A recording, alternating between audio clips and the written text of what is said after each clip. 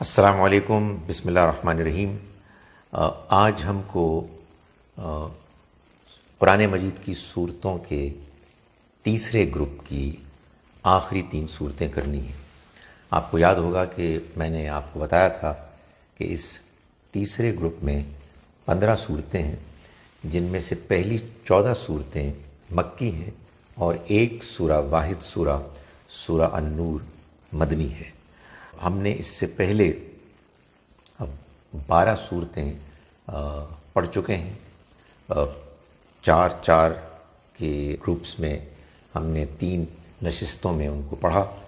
آج یہ آخری 3 صورتیں اس گروپ کی ہمیں پڑھنی ہیں، سورہ الحج، المومنون اور النور، یعنی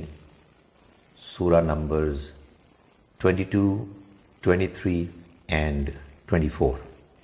سورہ الحج اور سورہ المومنون، جیسا کہ آپ سمجھ سکتے ہیں کہ دونوں جوڑا صورتیں ہیں، اور ان میں بھی وہی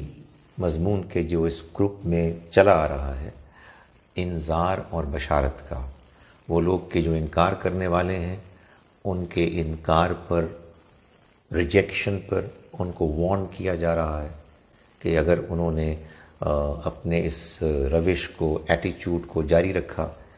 تو وہ پکڑے جائیں گے، مارے جائیں گے۔ اور جو اہل ایمان ہیں، جو صحیح ایٹیچیوڈ، رویہ اختیار کیے ہوئے ہیں، ان کو خوشخبری سنائی جا رہی ہے کہ ان کے لیے اللہ کی طرف سے کامیابی ہے، آخرت میں بھی اور اس دنیا میں بھی۔ سورہ حج میں البتہ ہم یہ دیکھتے ہیں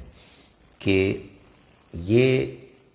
جو وارننگ دی جا رہی ہے قریش کو، وہ خاص طور پر ان کے خانہ کعبہ، اللہ کے گھر کے متولی ہونے کے حوالے سے زیادہ نمایاں ہوگی، اور اس پہلو سے اس سورہ مبارکہ میں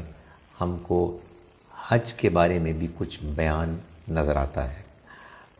اس کے برعکس سورہ مومنون میں ہم یہ دیکھتے ہیں کہ اللہ تعالیٰ نے اہل ایمان کو ان کی کامیابی کے حوالے سے خوشخبری زیادہ نمایاں طریقے سے دی ہے۔ ان کی خوبیاں، وہ اوصاف، ایٹریبیوٹس بیان کیے ہیں جن کی وجہ سے اللہ کی طرف سے وہ اس کامیابی کے مستحق ہوں گے۔ یہ دونوں صورتیں ہیں کہ جو اس طرح سے مل کر ایک جوڑا بنتے ہیں، اور یہ معلوم ہوتا ہے کہ نبی صلی اللہ علیہ وسلم کی دعوت کے اس مرحلے میں نازل ہوئی کہ جو ہجرت اور برات کا مرحلہ ہے۔ میں آپ کو بتا چکا ہوں کہ حضور کے مشن کے جو مراحل قرآن مجید سے معلوم ہوتے ہیں وہ 6 ہیں: انذار، وارننگ، انذار عام، جنرل وارننگ ٹو ایوری بڈی، اتمام حجت، بات آخری حد تک واضح کر دینے کے بعد حجت کا تمام ہو جانا، یعنی کوئی ایکسکیوز باقی نہ رہنا، اور پھر مکی دور میں آخری ہجرت اور برات، لا تعلقی کا اظہار کہ اب کچھ نہیں ہو سکتا، اب ہمارے پیغمبر اس شہر کو، بستی کو چھوڑ کے جا رہے ہیں اور ہم تمہارے سے لا تعلقی کا اظہار کر رہے ہیں۔ مدینہ منورہ میں جو 10-11 سال گزرے، اس میں ایک بڑا مرحلہ تھا جس میں کہ اہل ایمان کا تزکیہ اور تطہیر ہوئی، ان کو پاک کیا گیا، ان کو اخلاقی اور روحانی طور پر مضبوط بلند کیا گیا، اور بالآخر عذاب آیا۔ یہ 6 جو مراحل ہیں، اس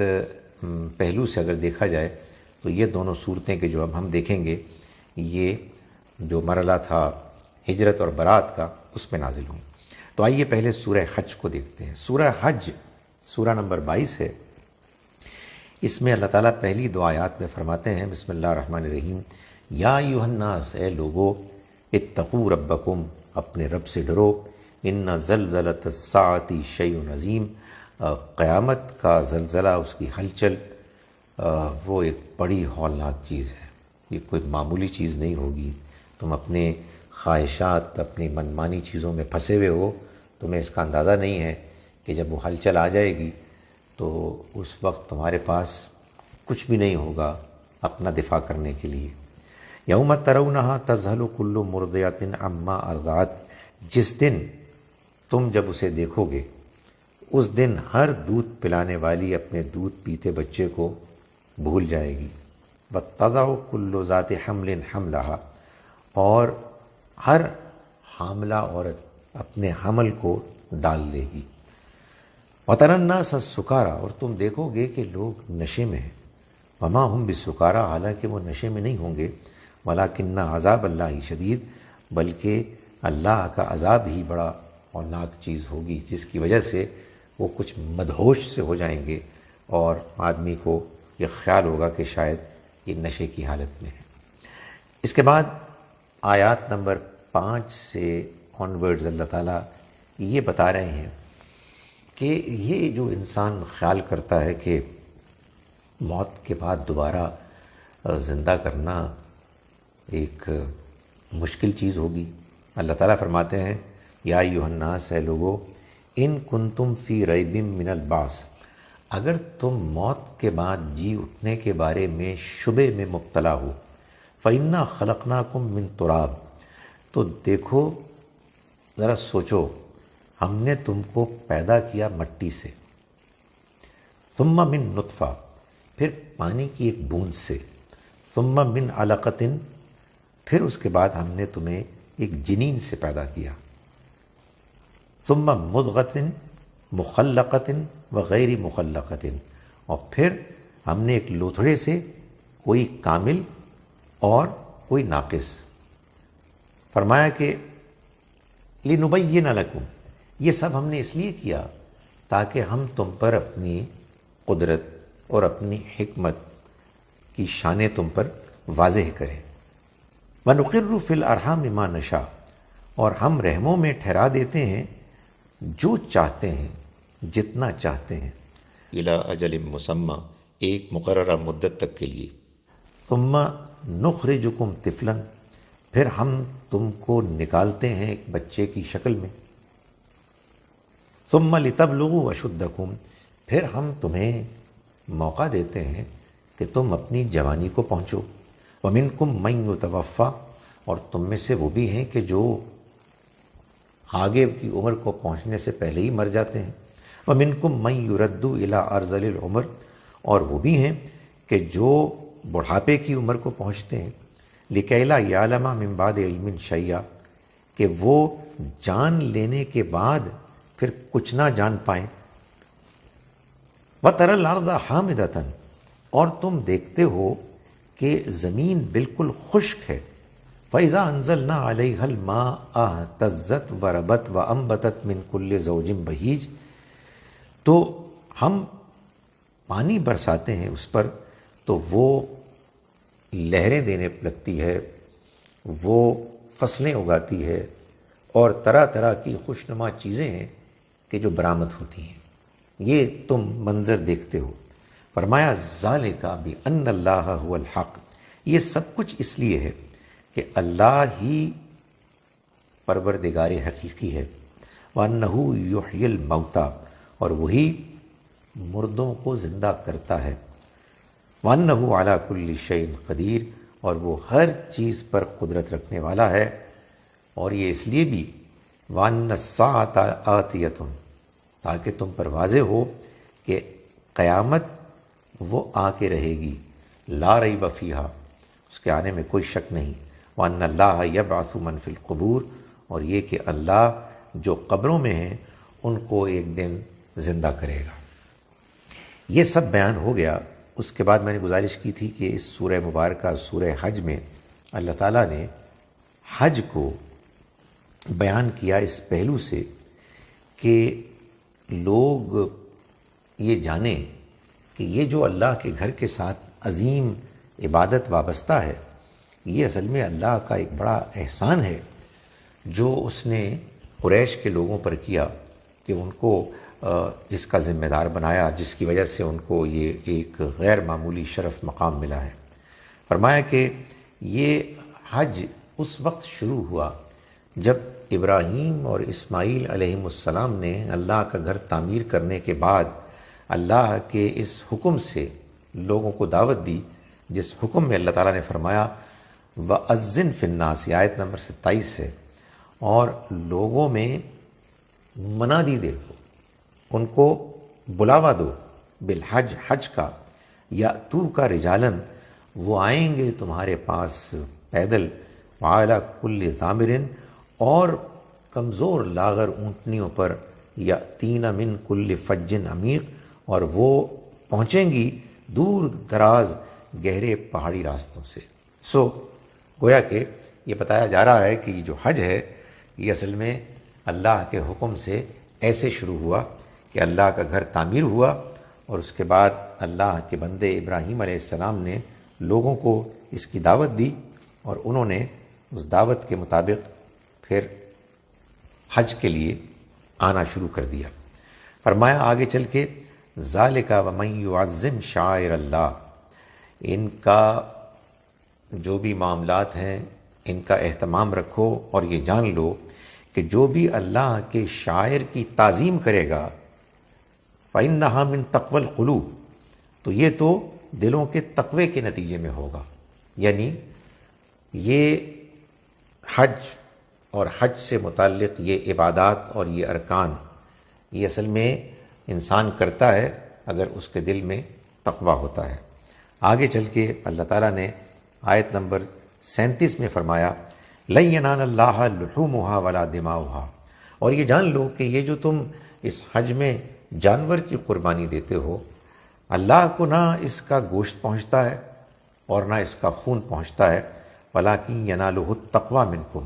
بلکہ تمہارے اندر کا تقوی، جذبہ، خلوص پہنچتا ہے۔ كَذَٰلِكَ سَخَّرَهَا لَكُمْ، اسی طرح سے اس نے تمہارے لیے ان جانوروں کو خدمت میں لگا دیا، لِتُكَبِّرُوا اللَّهَ عَلَىٰ مَا هَدَاكُمْ، تاکہ تم ان کو اللہ کے نام پر ذبح کرو اور اللہ کی بڑائی بیان کرو اس بات پر کہ جو اس نے تم کو ہدایت دی۔ وَبَشِّرِ الْمُحْسِنِينَ، اور اے پیغمبر آپ ان لوگوں کو خوشخبری سنا دیں کہ جو بہترین رویہ اختیار کرنے والے ہیں۔ اس کے بعد آگے اللہ تعالیٰ نے آیات نمبر 39 اور 40 میں بیان فرمایا کہ اذن للذین یقاتلون بانہم ظلموا، اجازت دے دی گئی ان لوگوں کو کہ جن کے خلاف کارروائی کی گئی تھی اس لیے کہ ان پر ظلم ہوا تھا، یعنی اس چیز کی اجازت دے دی گئی کہ وہ اب اپنے دشمنوں سے لڑے۔ وَإِنَّ اللَّهَ عَلَىٰ نَصْرِهِمْ لَقَدِيرٌ، اور یقیناً اللہ ان کی مدد پر پوری طرح قدرت رکھنے والا ہے۔ الَّذِينَ أُخْرِجُوا مِن دِيَارِهِمْ بِغَيْرِ حَقٍّ، یہ وہ لوگ ہیں کہ جو اپنے گھروں سے نکالے گئے بغیر کسی قصور کے، إِلَّا أَن يَقُولُوا رَبُّنَا اللَّهُ، سوائے اس کے کہ انہوں نے کہا کہ ہمارا رب اللہ ہے۔ وَلَوْلَا دَفْعُ اللَّهِ النَّاسَ بَعْضَهُم بِبَعْضٍ، اور اگر اللہ ایک کو دوسرے سے دفع نہ کرتا ہوتا، یعنی یہ جو تمہیں جنگ کے لیے ابھایا جا رہا ہے، اگر بعض لوگوں کے ذریعے سے بعض دوسروں کو وہ دور نہ کرتا، لَهُدِّمَتْ صَوَامِعُ وَبِيَعٌ وَصَلَوَاتٌ وَمَسَاجِدُ، تو خانقاہیں، عبادت گاہیں، گرجے،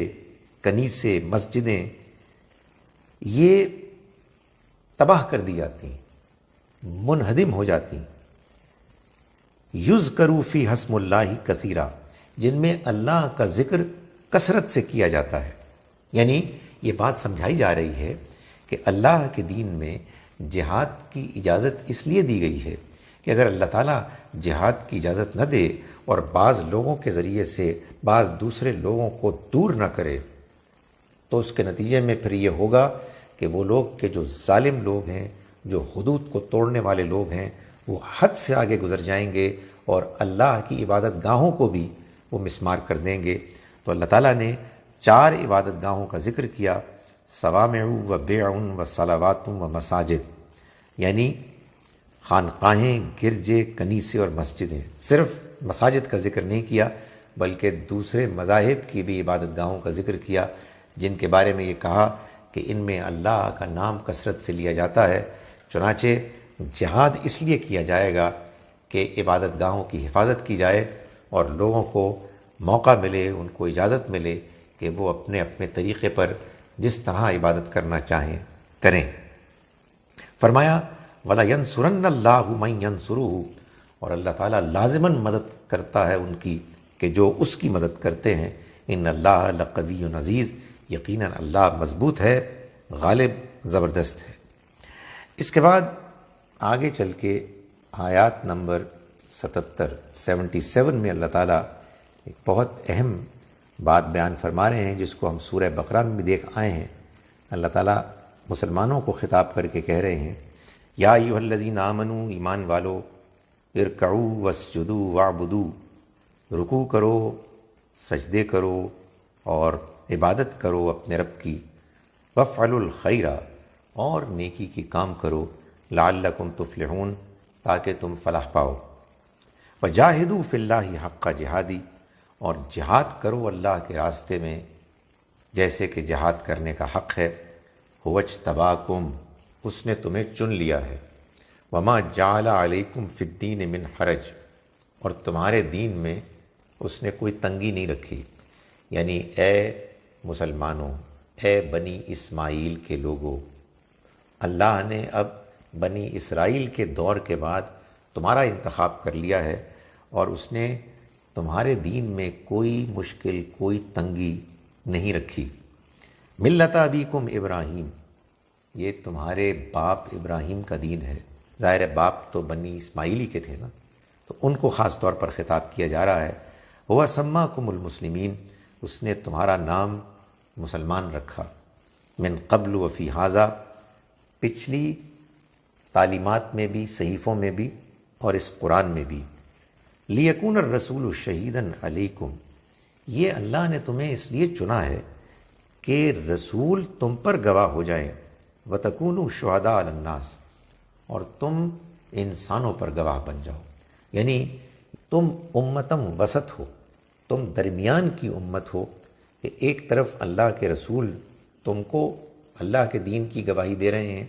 اور پھر تم سے یہ کہا جا رہا ہے کہ تم آگے دنیا والوں کے سامنے اس دین کی گواہی دو۔ فرمایا کہ فَأَقِیمُوا الصَّلَاةَ وَآتُوا الزَّکَاةَ، تو پھر تم نماز کا اہتمام کرو، زکوٰۃ ادا کرو، وَاعْتَصِمُوا بِاللَّهِ، اور اللہ کی رسی کو مضبوطی سے پکڑ لو، ہوا مولاکم، وہ تمہارا مولا ہے، یعنی تمہارا اصل ساتھی، مددگار، مرجع ہے۔ فنعم المولا ونعم النصیر، تو کیا ہی عمدہ مولا ہے اور کیا ہی عمدہ مددگار ہے۔ اس کے بعد اگلی سورہ سورہ مومنون ہے، سورہ نمبر 23، جو سورہ الحج کی جوڑا سورہ ہے۔ اس میں آغاز میں اللہ تعالیٰ نے مسلمانوں کو خوشخبری بھی دی ہے، لیکن ساتھ ہی یہ بھی بتایا ہے کہ یہ خوشخبری کس بنیاد پر ہے، وہ کیا اوصاف ہیں، خوبیاں ہیں جو مسلمانوں میں ہونی چاہیے۔ فرمایا بسم اللہ الرحمن الرحیم، قد افلح المؤمنون، فلاح پا گئے اہل ایمان، فلاح پا گئے آخرت میں بھی اور اس دنیا میں بھی۔ کون اہل ایمان؟ الذین هم فی صلاتہم خاشعون، وہ کہ جو اپنی نماز میں فروتنی، عاجزی اختیار کرتے ہیں، یعنی ہمبل ہوتے ہیں۔ والذین هم عن اللغو معرضون، اور وہ لوگ کہ جو لغو باتوں سے اعراض کرتے ہیں۔ والذین هم للزکاة فاعلون، اور وہ کہ جو زکوٰۃ ادا کرتے ہیں۔ قرآن مجید میں نماز اور زکوٰۃ کا ذکر ایک ساتھ آیا ہے، اس لیے کہ ایک اللہ کے حقوق کی نمائندہ عبادت ہے، اور دوسری بندوں کے حقوق کی نمائندہ عبادت ہے، اور بندہ مومن وہ ہوتا ہے کہ جو حقوق اللہ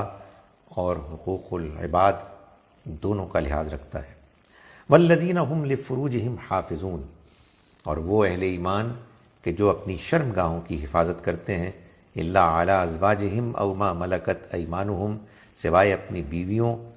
اور اپنی لونڈیوں کے،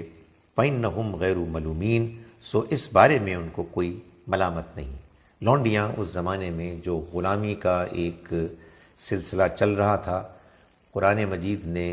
اسلام نے اس کو وقتی طور پر برداشت کیا اور پھر بالآخر اس کا خاتمہ کر دیا۔ اس سلسلے میں ابھی سورہ نور میں انشاءاللہ وضاحت آئے گی۔ فمن ابتغى وراء ذلك، پھر جو ان کے سوا کسی اور کا خواہش مند ہوگا، فاولئک هم العادون، تو یہ وہ لوگ ہیں کہ جو حد سے آگے بڑھنے والے ہیں۔ والذین هم لاماناتهم وعہدہم راعون، اور اہل ایمان تو وہ ہیں کہ جو اپنی امانتوں اور اپنے عہدوں کا پاس رکھتے ہیں، امانت میں خیانت نہیں کرتے اور عہدوں کو توڑتے نہیں ہیں۔ والذین هم علی صلواتہم یحافظون، اور وہ کہ جو اپنی نمازوں کی حفاظت کرتے ہیں۔ اولئک هم الوارثون، یہ لوگ ہیں کہ جو وارث بننے والے ہیں۔ الذین یرثون الفردوس، جو فردوس جنت الفردوس کے وارث بنیں گے۔ ہم فیہا خالدون، وہ اس میں ہمیشہ کے لیے رہیں گے۔ سورہ مومنون میں پھر اس کے بعد اگلی ہی آیت سے ایک اور مضمون شروع ہوتا ہے، آیت نمبر 12 سے۔ وَلَقَدْ خَلَقْنَا الْإِنسَانَ مِنْ سُلَالَةٍ مِّن طِينٍ، اور ہم نے انسان کو مٹی کے ایک خلاصے سے پیدا کیا۔ ثُمَّ جَعَلْنَاهُ نُطْفَةً فِي قَرَارٍ مَّكِينٍ، پھر ہم نے پانی کی ایک بوند کی شکل میں اس کو ایک محفوظ جگہ مستقر میں رکھا۔ ثُمَّ خَلَقْنَا النُّطْفَةَ عَلَقَةً، پھر ہم نے پانی کی بوند کو ایک جنین کی شکل دی۔ فَخَلَقْنَا الْعَلَقَةَ مُضْغَةً، پھر جنین کو گوشت کا ایک لوتھڑا بنایا۔ فَخَلَقْنَا الْمُضْغَةَ عِظَامًا، پھر ہم نے لوتھڑے کے اندر ہڈیاں پیدا کیں۔ فَكَسَوْنَا الْعِظَامَ لَحْمًا، پھر ہڈیوں کو گوشت کا لباس جامہ پہنایا۔ ثُمَّ أَنشَأْنَاهُ خَلْقًا آخر، پھر ایک بالکل ہی مختلف مخلوق کی شکل میں اس کو مشکل کر دیا۔ فَتَبَارَكَ اللَّهُ أَحْسَنُ الْخَالِقِينَ، تو بڑا ہی بابرکت ہے اللہ جو بہترین پیدا کرنے والا ہے۔ اس میں آپ نے دیکھا کہ وہی بات کہ جو اس سے پچھلی سورہ حج میں بیان کی تھی، اس کو یہاں ذرا مختلف الفاظ میں اسی بات کو بیان کیا۔ یہ بھی ان دونوں صورتوں کے جوڑا ہونے کا ایک پہلو ہے۔ فرمایا ثم انکم بعد ذلک لمیتون، پھر تم اس سب کے بعد لازماً مرنے والے ہو، تم سب کو موت آنے والی ہے۔ ثم انکم یوم القیامت تبعثون، پھر تم قیامت کے دن اٹھائے جاؤ گے۔ وَلَقَدْ خَلَقْنَا فَوْقَكُمْ سَبْعَ طَرَائِقَ، اور ہم نے تمہارے اوپر 7 تہ بتہ آسمان بنائے۔ وَمَا كُنَّا عَنِ الْخَلْقِ غَافِلِينَ، اور ہم اپنی مخلوق سے غافل بے پرواہ نہیں ہیں۔ یہ بات بیان کرنے کے بعد آگے اللہ تعالیٰ نے جو بات بیان فرمائی، جس کو کہ ہم پڑھ رہے ہیں، وہ آیت نمبر 31 سے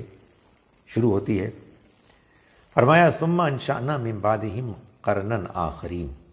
پھر ہم نے ان کے بعد دوسرے لوگ اٹھائے، یعنی کچھ رسولوں کی داستانوں کا ذکر کرنے کے بعد فرمایا کہ ہم نے اس کے بعد اور دوسرے لوگ اٹھائے۔ فارسلنا فیہم رسولا منہم، اور ان میں ہم نے ایک رسول انہی میں سے بھیجا۔ ان اعبدوا اللہ ما لکم من الہ غیرہ، جنہوں نے ان کو دعوت دی کہ تم اللہ کی عبادت کرو، تمہارے لیے اس کے علاوہ کوئی اور معبود نہیں کہ جس کی تم عبادت کرو۔ افلا تتقون، تو کیا تم ڈرتے نہیں ہو، یعنی جو حرکتیں کر رہے ہو تم اپنے انجام سے تم ڈرتے نہیں ہو۔ وقال الملأ من قومہ، اور کہا ان کی قوم کے سرداروں نے، یعنی ان پیغمبر کی قوم کے سرداروں نے، الذین کفروا، جنہوں نے کفر کیا، وکذبوا بلقاء الآخرہ، اور آخرت کی ملاقات کو جھوٹ قرار دیا، وَأَتْرَفْنَاهُمْ فِي الْحَيَاةِ الدُّنْيَا، اور ہم نے ان کو دنیا کی زندگی میں بہت رفاہیت دی، یعنی ان کو بہت ویل آف بنایا۔ انہوں نے کہا ما ھذا الا بشر مثلکم، یہ کچھ بھی نہیں، یہ تو تمہاری طرح کے ایک انسان ہے۔ یاکلوا مما تاکلون، اسی طرح سے اسی میں سے کھاتے ہیں جس میں تم کھاتے ہو، منہ، جس میں سے تم کھاتے ہو، وَيَشْرَبُ مِمَّا تَشْرَبُونَ، اور اسی طرح سے وہ پیتے ہیں جیسے تم پیتے ہو، تمہارے میں اور ان میں فرق کیا ہے؟ وَلَئِنْ أَطَعْتُمْ بَشَرًا مِثْلُكُمْ، اے لوگو اگر تم نے اپنی ہی طرح کے ایک انسان کی پیروی کی، فالو کیا، إِنَّكُمْ إِذًا لَخَاسِرُونَ، تم اس صورت میں نقصان سے دوچار ہونے والوں میں سے ہو جاؤ گے۔ أَيَعِدُكُمْ، کیا یہ تم سے یہ وعدہ کرتے ہیں، أَنَّكُمْ إِذَا مِتْتُمْ وَكُنْتُمْ تُرَابًا وَعِظَامًا، کہ جب تم مردہ ہوگے اور تم مٹی اور ہڈیاں بن جاؤ گے، انکم مخرجون، کہ تم پھر نکالے جاؤ گے۔ ہیہاتا لما توعدون، بہت ہی دور کی، بہت ہی بعید بات ہے، نہایت ہی دور کی بات ہے جس کا تم سے وعدہ کیا جا رہا ہے، ان ہی الا حیاتنا الدنیا، زندگی تو بس یہی ہماری دنیا کی زندگی ہے، نموت و نحیا، یہیں ہم مرتے ہیں اور یہیں پہ ہم جیتے ہیں، وما نحن بمبعوثین، اور ہم نہیں دوبارہ اٹھائے جائیں گے۔ ایک زوردار طریقے سے انکار کرنے والوں نے انکار کیا اور یہ کہا کہ ان ہوا الا رجل افترا علی اللہ کذبا، یہ تو کچھ بھی نہیں ہے سوائے ایک انسان کے، ایک مرد کے، جنہوں نے اللہ کے اوپر جھوٹ باندھا ہوا ہے، وما نحن لہ بمؤمنین، اور ہم ان کی بات ہرگز نہیں مانیں گے۔ یہ فورس، یہ زور ہے کہ جس کے ساتھ انکار کرنے والے اللہ کے پیغمبروں کا انکار کرتے تھے۔ اس کے بعد ہم چلتے ہیں آگے سورہ مبارکہ کے بالکل آخر میں، آیات نمبر 115 115 آنورڈز۔ اللہ تعالیٰ اس سورہ مبارکہ کا اختتام کر رہے ہیں۔ فرمایا افحسبتم انما خلقناکم عبثا، اے لوگو کیا تم نے گمان کیا کہ ہم نے تم کو بنایا بیکار، عبث، وانکم الینا لا ترجعون، اور یہ کہ تم ہماری طرف لوٹائے نہیں جاؤ گے۔ فتعال اللہ الملک الحق، تو بڑی ہی برتر ذات ہے اللہ کی کہ جو بادشاہ حقیقی ہے، لا الہ الا ہو، کوئی معبود نہیں سوائے اس کے، رب العرش الکریم، وہ عزت والے عرش کا مالک ہے۔ یعنی مطلب یہ ہے کہ وہ اس دنیا کے نظام کو چلا رہا ہے اور اسے کوئی نہیں روک سکتا۔ وَمَن يَدْعُ مَعَ اللَّهِ إِلَٰهًا آخر، اور جو کوئی اللہ کے ساتھ کسی اور معبود کو پکارے گا، لا برہان لہ بھی، جس کے لیے اس کے پاس کوئی دلیل نہیں،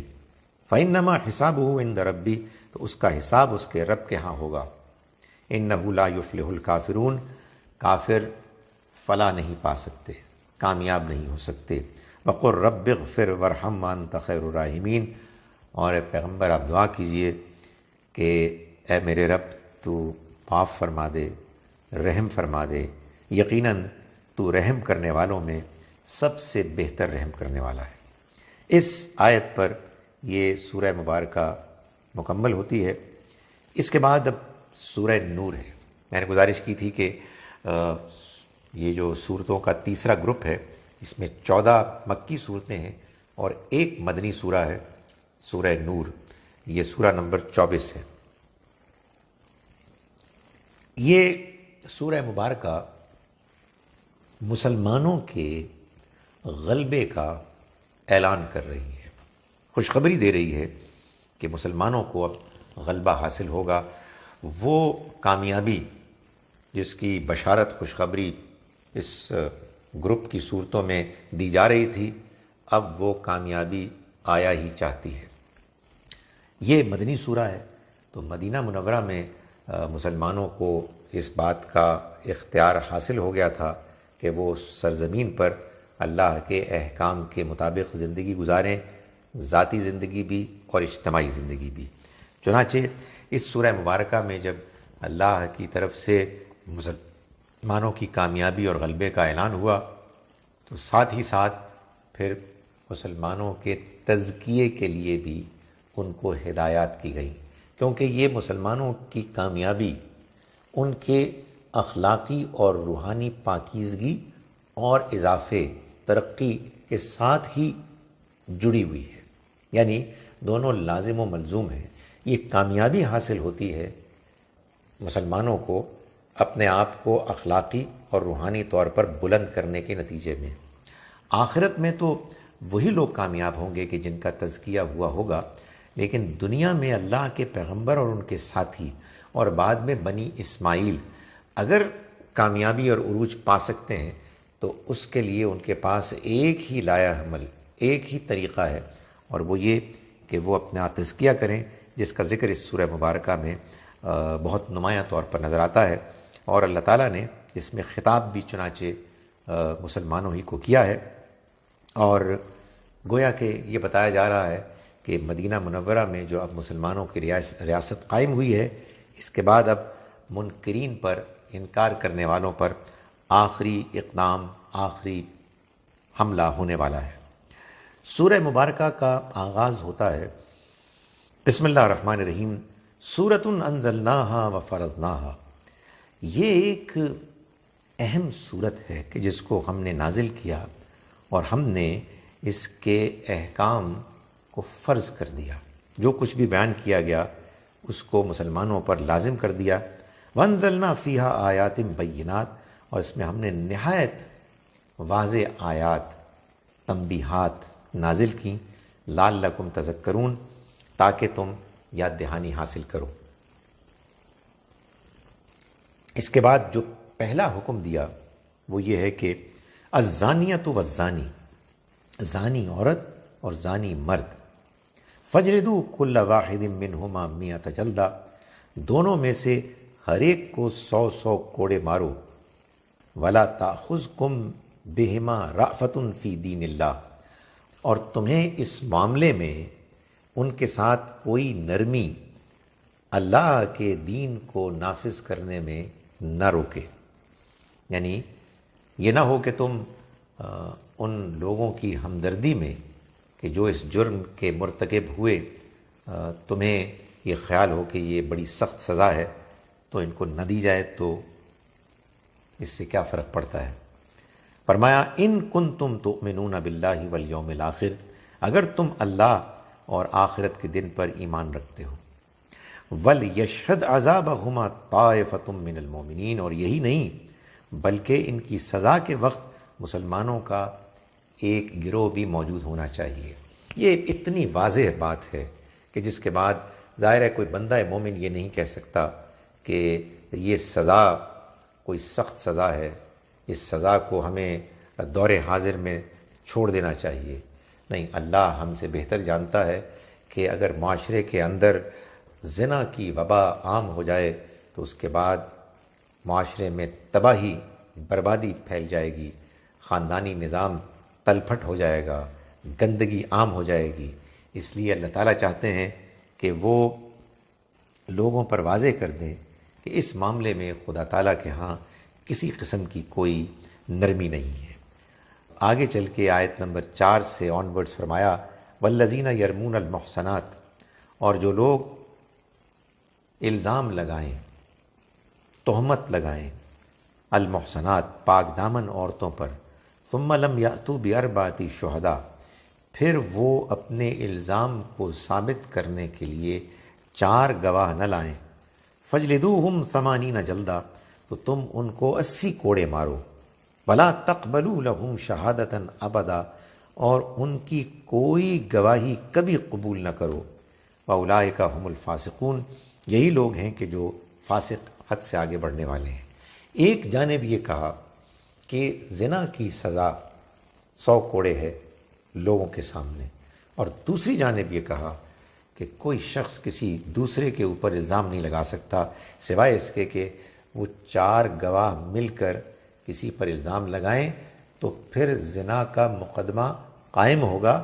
ثابت ہوتا ہے یا نہیں یہ تو جج کا، قاضی کا کام ہے۔ یہ بات اس لیے کہی گئی کہ اللہ تعالیٰ ایک جانب تو اگر کہیں خدا نخواستہ کوئی زنا کا جرم ہوا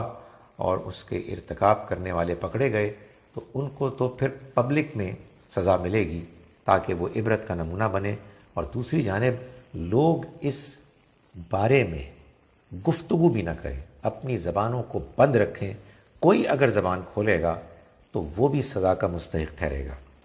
فرمایا الا الذین تابوا من بعد ذلک واصلحوا، سوائے ان لوگوں کے کہ جنہوں نے توبہ کی اس کے بعد اور اصلاح کی، فإن اللہ غفور الرحیم، تو اللہ مغفرت کرنے والا، رحم کرنے والا ہے۔ یعنی یہ الزام لگانے والوں کے بارے میں کہا گیا کہ اگر وہ اس کے بعد اللہ ان کی توبہ سنے گا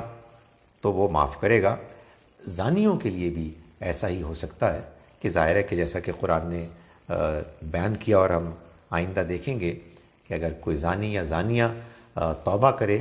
تو اللہ تعالیٰ ان کی توبہ قبول کر لے گا، لیکن اس کا یہ مطلب نہیں ہے کہ ان کو سزا نہیں ملے گی۔ یہ توبہ کی قبولیت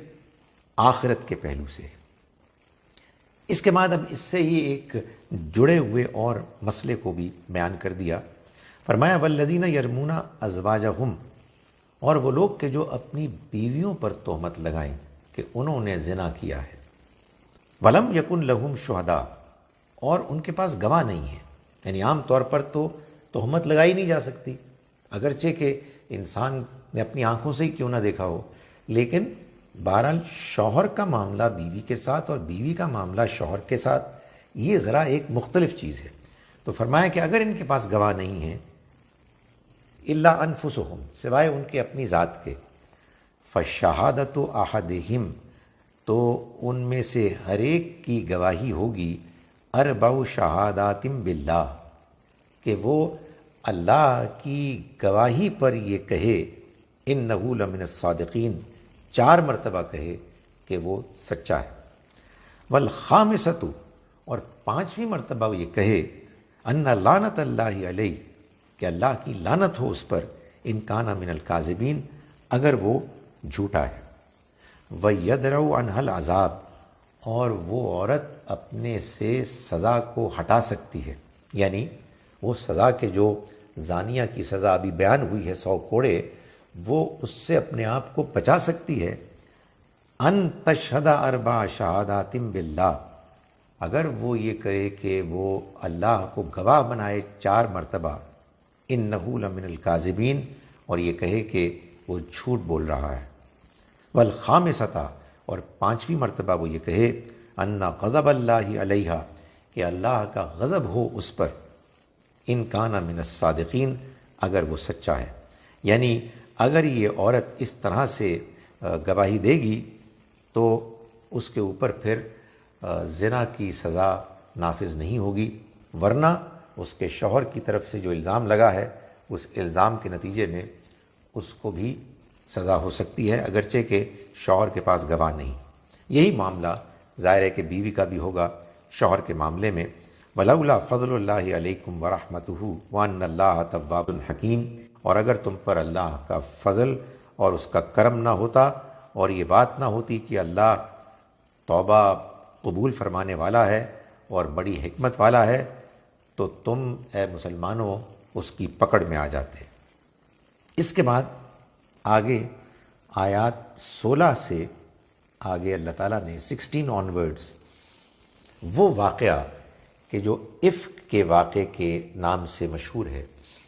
جس میں بعض منافقین نے، یہودیوں نے، اور ان کے ساتھ پھر اس رو میں بہہ کے بعض کمزور مسلمانوں نے عائشہ رضی اللہ عنہا کے اوپر ایک تہمت لگائی، جس کو واقعہ افک کہتے ہیں۔ اس کے بارے میں اللہ تعالیٰ نے فرمایا وَلَوْلَا إِذْ سَمِعْتُمُوهُ قُلْتُمْ مَا يَكُونُ لَنَا أَن نَّتَكَلَّمَ بِهَٰذَا، ایسا کیوں نہ ہوا کہ اس کو سنتے ہی تم نے یہ کہہ دیا کہ ہمیں کیا حق ہے کہ ہم ایسی بات زبان پر لائیں۔ سبحانک ھذا بہتان عظیم، معاذ اللہ، اللہ ریب سے پاک ہے، یہ تو ایک بہت بڑا بہتان ہے۔ یعنی اللہ تعالیٰ یہ فرما رہے ہیں کہ یہ کیسے ہوا کہ اللہ کی ایک نیک بندی، ان کے بارے میں کچھ مکار جھوٹے گھٹیا لوگوں نے ایک الزام لگایا، اور تم لوگ اس الزام کے بیان کرنے میں ساتھ شامل ہو گئے۔ یعظکم اللہ ان تعودوا لمثلہ، اللہ تمہیں نصیحت کرتا ہے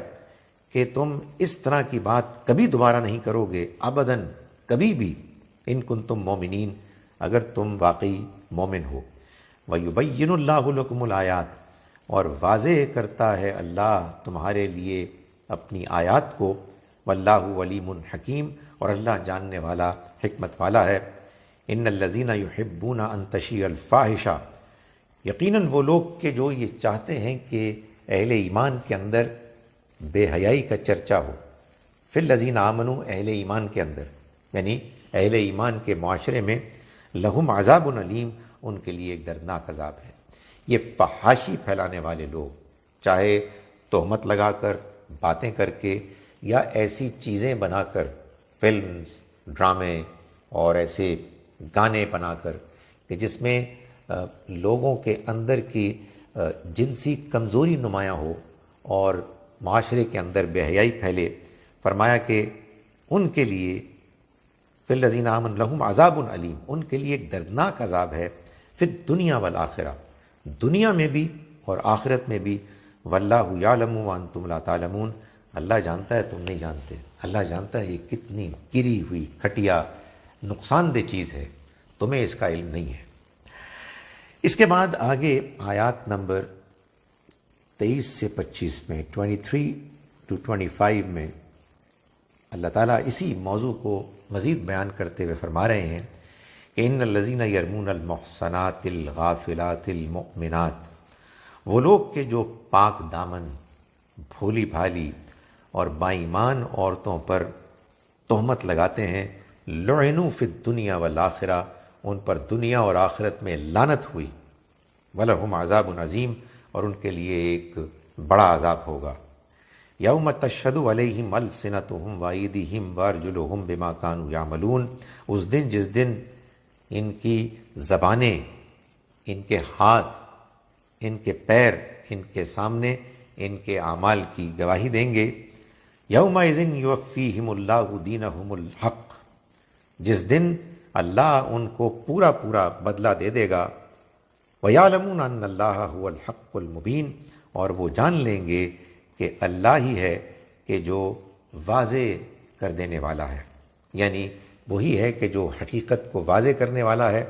اور اس کا پورا پورا بدلہ لینے والا ہے۔ اس کے بعد یہ واضح فرمایا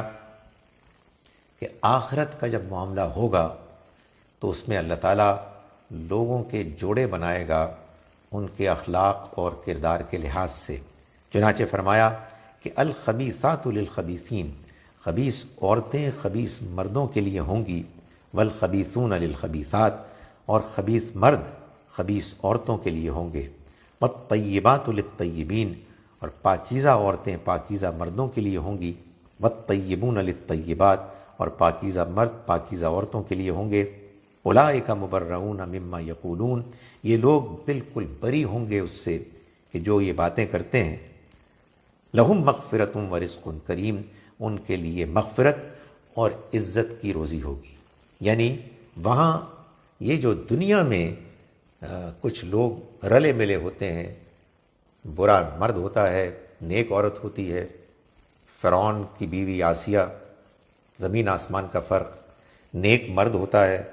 بری عورت ہوتی ہے، لوط اور نوح علیہ السلام کی بیویاں کافرہ تھیں۔ تو یہ دنیا میں، آخرت میں اللہ تعالیٰ جب جوڑے بنائے گا تو وہ پاک مردوں کو پاک عورتوں کے ساتھ اور ناپاک مردوں کو ناپاک عورتوں کے ساتھ جوڑے گا۔ اس کے بعد آگے اللہ تعالیٰ نے آیات نمبر 27 سے آنورڈز 27 سے جو ہدایت دی ہے وہ اصل میں اس اصول پر مبنی ہے کہ جس کے بارے میں کہا جاتا ہے کہ prevention is better than cure, احتیاط علاج سے بہتر ہے۔ یعنی ایک بڑا جرم ہوتا ہے اور کچھ کام ایسے ہوتے ہیں جو اس بڑے جرم تک پہنچانے والے ہوتے ہیں، ایک راستہ ہوتا ہے کہ جو بڑے جرم تک پہنچانے والا ہوتا ہے۔ سورہ بنی اسرائیل میں اللہ تعالیٰ نے فرمایا کہ ایمان والوں کو ولا تقربوا الزنا، زنا کے قریب بھی نہ جاؤ، انہ کان فاحشہ، وہ فحش ہے، وساء سبیلا، اور اس کی طرف لے جانے والا راستہ بھی بہت برا ہے۔ تو اب اللہ تعالیٰ اہل ایمان کو ہدایت دے رہے ہیں کہ انہیں کیا رویہ اختیار کرنا چاہیے جس کے نتیجے میں وہ اس بڑی برائی سے اپنے آپ کو بچا سکتے ہیں۔ فرمایا یا ایھا الذین آمنوا، ایمان والو، لا تدخلوا بیوتا غیر بیوتکم، مت داخل ہوا کرو دوسروں کے گھروں میں اپنے گھروں کے علاوہ، حتیٰ تستانسوا، جب تک کہ تم تعارف نہ پیدا کر لو، سلام کر کے نوک کر کے اپنے آنے کی اطلاع نہ دے دو، اور تسلموا علی اہلہا، اور اس کے گھر والوں کو سلام کرو۔ ذالکم خیر لکم، یہ تمہارے لیے بہتر ہے، لعلکم تذکرون، تاکہ تم یاد دہانی حاصل کرو۔ فَإِن لَّمْ تَجِدُوا فِيهَا أَحَدًا، پھر اگر تم اس میں کسی کو نہ پاؤ، کسی کے گھر ملنے گئے ہو اور تم نے کسی کو نہیں پایا، فَلَا تَدْخُلُوهَا، تو تم اس میں داخل نہ ہو، حَتَّى يُؤْذَنَ لَكُمْ، جب تک کہ تم کو اجازت نہ دی جائے۔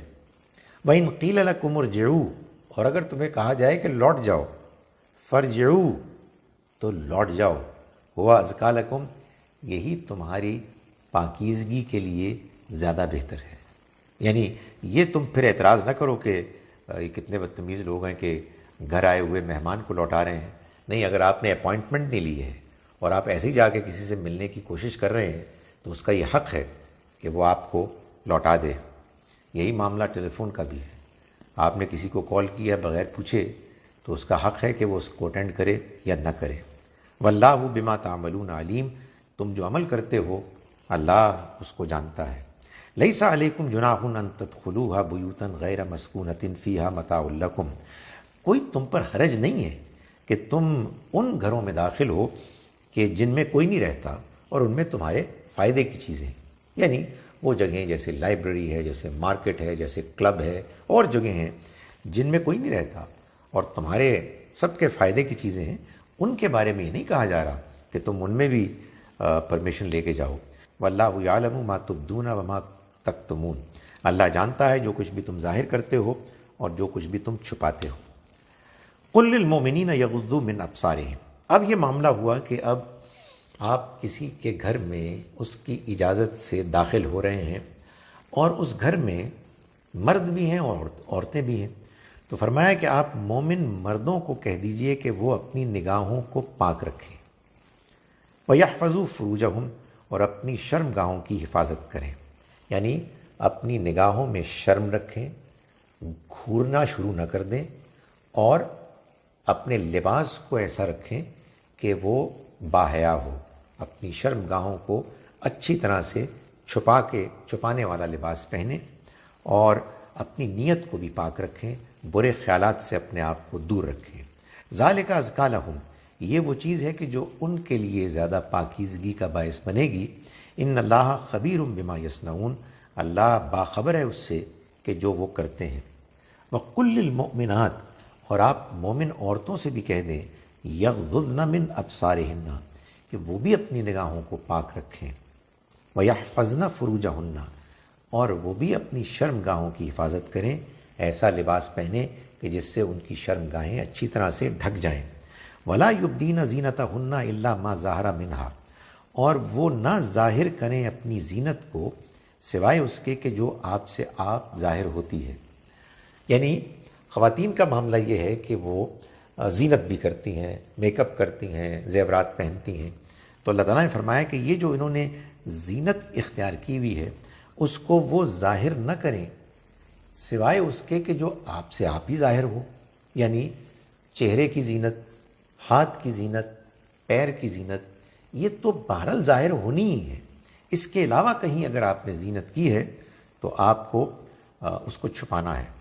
بالوں پر اگر زینت ہے تو پھر بالوں کو بہرحال چھپانا ہوگا۔ فرمایا وَلْيَضْرِبْنَ بِخُمُرِهِنَّ عَلَى جُيُوبِهِنَّ، اور انہیں چاہیے کہ وہ اپنی بڑی چادر کو اپنے سینوں کے اوپر ڈال لیں۔ وَلَا يُبْدِينَ زِينَتَهُنَّ،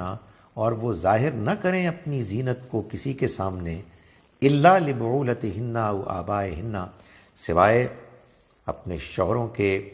اور اپنے باپوں کے، او آباء بعولتہن، اور اپنے شوہروں کے باپوں کے، او ابنائہن، اور اپنے بیٹوں کے، او ابناء بعولتہن، یا اپنے شوہروں کے بیٹوں کے، او اخوانہن، یا اپنے بھائیوں کے، او بنی اخوانہن، یا بھتیجوں کے، او بنی اخواتہن، یا بھانجوں کے، او نسائہن، یا اپنی عورتوں کے۔ سو یہ گویا کہ بتایا گیا کہ جو محرم رشتہ دار ہیں ان کے سامنے زینت کا اظہار کیا جا سکتا ہے، جو میک اپ جیولری پہنی ہوئی ہے چہرے، ہاتھ اور پیر کے علاوہ بھی، اگر اس میں کوئی بے حیائی نہیں ہے تو اس کا اظہار کیا جا سکتا ہے۔ فرمایا کہ آخر میں وَلَا يَضْرِبْنَ بِأَرْجُلِهِنَّ لِيُعْلَمَ مَا يُخْفِينَ مِنْ زِينَتِهِنَّ، اور انہیں چاہیے خواتین کو کہ وہ نہ ماریں اپنے پیر زمین پر ایسے کہ ظاہر ہو جائے وہ کہ جو ان کی زینت میں سے چھپا ہوا ہے، یعنی جو زیورات چھپے ہوئے ہیں ان کو پیروں کو زمین پر مار کر نمایاں کر کے لوگوں کی توجہ اپنی طرف اٹریکٹ نہ کریں۔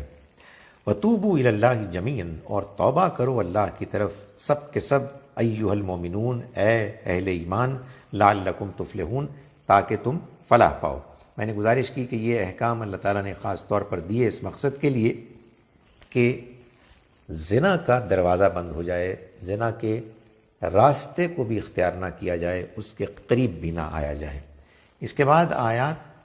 33-34 میں اللہ تعالیٰ، بلکہ آیت نمبر 32 سے اللہ تعالیٰ فرما رہے ہیں وَأَنكِحُوا الْأَيَامَ مِنكُمْ وَالصَّالِحِينَ مِنْ عِبَادِكُمْ وَإِمَائِكُمْ، اور اپنے غیر شادی شدہ مردوں کو اور اپنے نیک غلاموں کو اور لونڈیوں کو بھی نکاح کی طرف مائل کرو، ان کے بھی نکاح کرا دو۔ ان یکونوا فقراء، اگر وہ فقیر ہیں، معاشی طور پر کمزور ہیں، یغنیہم اللہ من فضلی، تو اللہ اپنے فضل سے ان کو غنی کر دے گا، واللہ واسع علیم، اور اللہ وسعت والا ہے، جاننے والا ہے۔ یعنی یہ چیز بھی بے حیائی اور زناکاری کا باعث بنتی ہے کہ لوگ نکاح کی عمر کو پہنچ جاتے ہیں، بڑے ہو جاتے ہیں، لیکن ان کے نکاح نہیں کیے جاتے۔ وَلْيَسْتَعْفِفِ الَّذِينَ لَا يَجِدُونَ نِكَاحًا، اور چاہیے کہ اپنے آپ کو ضبط میں، کنٹرول میں رکھیں وہ لوگ کہ جو نکاح کرنے کے وسائل، ریسورسز اپنے پاس نہیں رکھتے،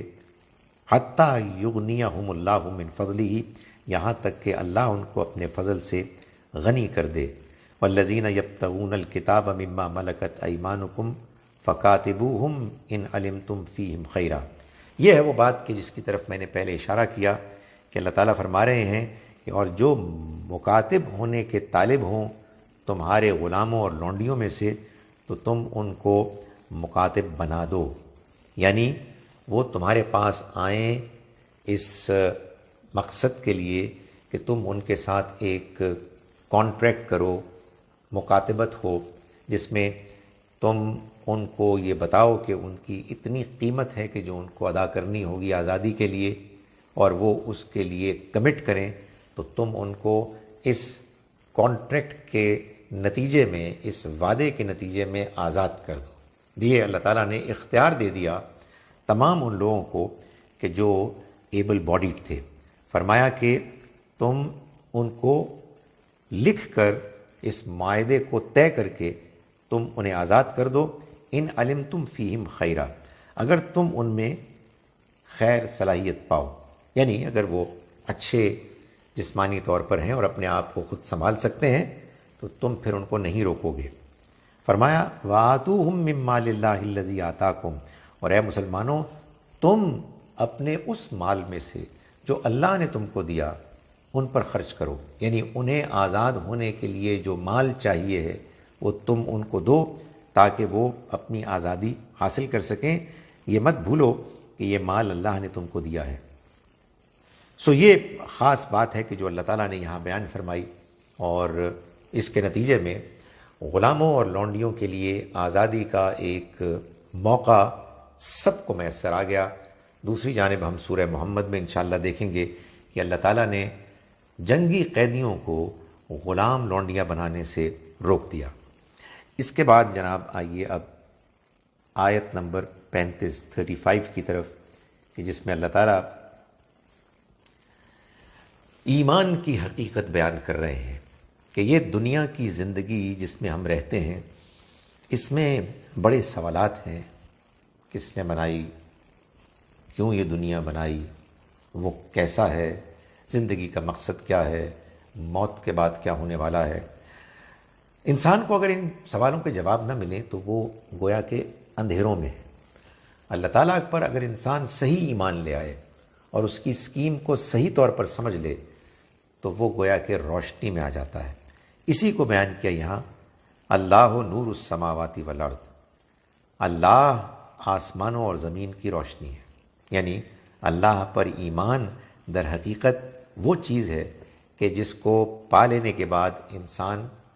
آسمانوں اور زمین کے بارے میں روشن ہو جاتا ہے، دنیا کی زندگی کے بارے میں بالکل واضح ہو جاتا ہے۔ آگے آیات 55 میں سے آنورڈز اللہ تعالیٰ نے ایک اور اہم بات بیان فرمائی ہے، اور وہ جیسا کہ میں نے ابتدا میں گزارش کی تھی، اللہ کا وہ وعدہ ہے کہ مسلمانوں کو غلبہ حاصل ہوگا۔ فرمایا وعد اللہ الذین آمنوا منکم وعملوا الصالحات، اللہ نے وعدہ کیا ہے ان لوگوں کے ساتھ کہ جو ایمان لائے تم میں سے اور جنہوں نے نیک عمل کیے، لَيَسْتَخْلِفَنَّهُمْ فِي الْأَرْضِ، کہ ہم لازماً ان کو زمین میں اقتدار بخشیں گے، كَمَا اسْتَخْلَفَ الَّذِينَ مِن قَبْلِهِمْ، جیسا کہ ان لوگوں کو اقتدار بخشا جو ان سے پہلے ہو گزرے، وَلَيُمَكِّنَنَّ لَهُمْ دِينَهُمُ الَّذِي ارْتَضَىٰ لَهُمْ، اور ہم لازماً ان کو اس دین کو نافذ کرنے کا موقع دیں گے کہ جس پر اللہ راضی ہو گیا ان کے لیے، یعنی جو دین اللہ نے ان کو دیا اور اس پر اطمینان کے ساتھ دیا کہ یہ ان کے لیے اللہ کا دین ہے۔ وَلَيُبَدِّلَنَّهُم مِّن بَعْدِ خَوْفِهِمْ أَمْنًا، اور لازماً وہ بدل دے گا ان کے لیے خوف کی حالت کے بعد امن کی حالت سے۔ یعبدوننی، وہ عبادت کریں گے میرے، لا یشرکون بی شیئا، اور وہ میرے ساتھ کسی کو شریک نہیں ٹھہرائیں گے، ومن کفر بعد ذالک، اور جو اس کے بعد بھی انکار کرے گا، فاولئک هم الفاسقون، تو وہی لوگ ہیں کہ جو حد سے آگے گزرنے والے ہیں۔ یہ وعدہ اللہ تعالیٰ کا 100% پورا ہوا جب صحابہ کرام نے نبی اکرم صلی اللہ علیہ وسلم کے بعد وہ سلطنت قائم کی جس میں کہ مسلمانوں کو اقتدار حاصل ہوا، اور انہوں نے نماز کا اہتمام کیا، زکوٰۃ کا اہتمام کیا، کہ جو اگلی آیت میں بیان ہوا، آیت نمبر 56 میں، وَأَقِیمُوا الصَّلَاةَ وَآتُوا الزَّکَاةَ وَأَطِیعُوا اللَّهَ وَرَسُولَهُ لَعَلَّکُمْ تُرْحَمُونَ، نماز کا اہتمام کرو، زکوٰۃ ادا کرو، اور اللہ اور اس کے رسول کی اطاعت کرو تاکہ تم پر رحم کیا جائے۔ اس کے بعد اس کی کوئی گنجائش باقی نہیں رہتی کہ یہ دعویٰ کیا جائے کہ جن لوگوں نے اقتدار حاصل کیا ان کا اقتدار حاصل کرنا ٹھیک نہیں تھا، انہوں نے کسی دوسرے کے حق کو غصب کیا۔ قرآن کی یہ آیت بالکل واضح ہے کہ ابو بکر، عمر، عثمان، علی رضی اللہ عنہم کا جو اقتدار تھا وہ خدا کا وہ فیصلہ تھا جس کو اس نے پہلے سے اناؤنس کر دیا تھا، اور اس نے یہ بتایا تھا کہ یہ اہل ایمان کو ان کے ایمان اور نیک اعمال کے نتیجے میں اللہ کی طرف سے اسی دنیا میں انعام کی شکل میں ملے گا۔ آیت نمبر 61 میں اللہ تعالیٰ جو پہلے آیات نمبر 30 اور 31 میں جو ہم نے دیکھا کہ مسلمان مردوں اور عورتوں کو نگاہوں کو پاک رکھنے، شرمگاہوں کی حفاظت کرنے اور زینت کے آراستہ کرنے کی شکل میں مزید احتیاط کرنے کی ہدایت دی، اس کے بارے میں بعض لوگوں کا یہ ریئیکشن ہوا کہ وہ میل جول کے معاملے میں حد درجے محتاط ہو گئے۔ ایسے لوگ ہوتے ہیں کہ جو ایک بات کو سننے کے بعد اس کی ایکسٹریم فارم کو اختیار کر لیتے ہیں۔ اللہ تعالیٰ نے اس آیہ مبارکہ میں اس بات کو واضح کیا کہ اللہ کا ہرگز یہ منشا نہیں تھا کہ لوگ آپس میں ملنا جلنا چھوڑ دیں۔ فرمایا لیس علی الاعمی حرج ولا علی العارج حرج، یعنی بات یہاں سے شروع کی کہ نہ تو کسی اندھے پر، کسی لنگڑے لولے پر، کسی مریض پر کوئی رکاوٹ ہے کہ وہ تمہارے گھروں میں رہیں اور تمہارے گھروں میں تمہارے ساتھ کھائیں، اور آگے یہ فرمایا، یہ کہا گیا کہ تم اس میں کوئی رکاوٹ نہیں ہے کہ ان تاکلوا من بیوتکم، کہ تم کھاؤ اپنے گھروں میں، او بیوت آبائکم، یا اپنے باپوں کے گھروں میں، او بیوت امہاتکم، یا اپنی ماؤں کے گھروں میں، اور یوں بہت سے رشتہ داروں کا ذکر کرنے کے بعد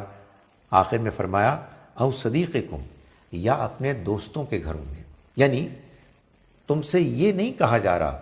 کہ تم اپنے رشتہ داروں اور اپنے قریبی دوستوں سے ملنا جلنا چھوڑ دو۔ لیسا علیکم جناح، تم پر کوئی گناہ نہیں، ان تاکلوا جمیعا او اشتاتا، کہ تم مل کے کھاؤ یا الگ الگ کھاؤ۔ یعنی خواتین اور مرد اگر کھانا کھا رہے ہیں مل کے اور وہ احتیاط ملحوظ رکھ رہے ہیں کہ جس کا ذکر آیات 30 اور 31 میں بیان ہو چکا، تو اس کے بعد اللہ تعالیٰ کو اس میں کوئی دلچسپی نہیں ہے کہ تم لازماً الگ کھاؤ۔ الگ کھانا چاہتے ہو تب بھی ٹھیک ہے، مل کے کھانا چاہتے ہو تب بھی ٹھیک ہے۔ فَإِذَا دَخَلْتُمْ بُيُوتًا، پھر جب تم دوسروں کے گھروں میں داخل ہو، وسلموا علی انفسکم تحیۃ من عند اللہ مبارکۃ طیبہ، تو تم سلام کرو گھر والوں کو ایک بابرکت اور پاکیزہ دعا کے ساتھ. کذالک یبین اللہ لکم الآیات، اسی طرح سے اللہ واضح کرتا ہے تمہارے لیے آیات کو، لعلکم تعقلون، تاکہ تم عقل سے کام لو، سمجھو اور معقول طریقے سے زندگی گزارو. اقول قولی ھذا واستغفر اللہ لی ولکم ولسائر المسلمین والمسلمات. اگلے صورتوں کے گروپ کے ساتھ انشاءاللہ میں کل دوبارہ حاضر ہوں.